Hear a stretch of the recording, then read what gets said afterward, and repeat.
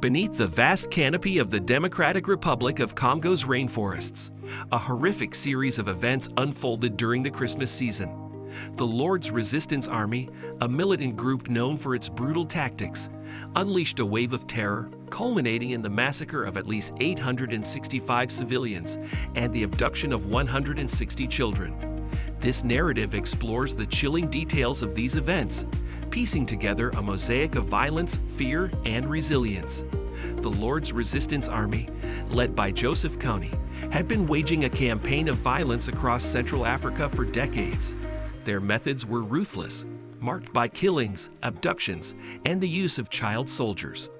The Christmas massacres of 2008 were among the most brutal episodes in the LRA's long history of atrocities. Over a 4-day period starting Christmas Eve, LRA fighters targeted remote villages in the Northern Democratic Republic of Congo. In the dead of night, LRA units descended upon unsuspecting villages. Armed with machetes, rifles, and a thirst for violence, they attacked civilians with a barbarity that was both indiscriminate and methodical. Men, women, and children were killed. Homes were burned to the ground.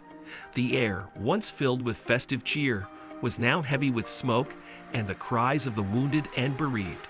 Survivors' accounts paint a harrowing picture of the onslaught. They describe how villagers celebrating the holiday season were caught completely off guard by the rebels' sudden and savage attacks. Some spoke of hiding in the bushes, helplessly witnessing the slaughter of their families and neighbors. Others recalled the agonizing decision to flee, leaving behind everything they knew. The LRA's strategy was not just to kill, but to abduct and recruit. Children, ripped from their families, were forced to become soldiers and slaves for the group. Young boys were trained to fight and kill. Girls were subjected to sexual slavery and forced marriages.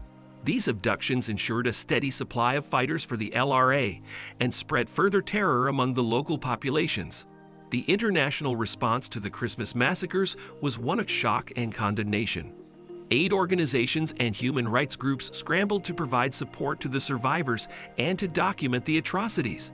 However, the remote location of the attacks and the volatile security situation in the region made these efforts challenging. The international community faced the daunting task of not only providing immediate humanitarian assistance, but also addressing the deeper issues fueling the LRA's violence. The aftermath of the Christmas massacres left a lasting impact on the northern DRC. Villages lay in ruins, families were torn apart, and the psychological scars ran deep.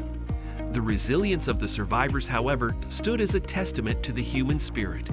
Communities began the slow process of rebuilding, amid ongoing threats from the LRA and the complexities of the region's political and social landscape.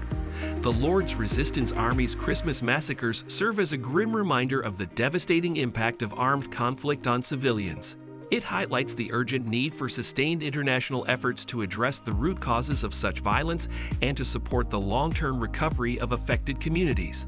As we reflect on these tragic events, we are reminded of the importance of global solidarity and the ongoing struggle for peace and justice in regions marred by conflict. As our exploration of the LRA's reign of terror in the DRC concludes, we are left to ponder the complexities of conflict and the enduring strength of communities that face unimaginable hardships.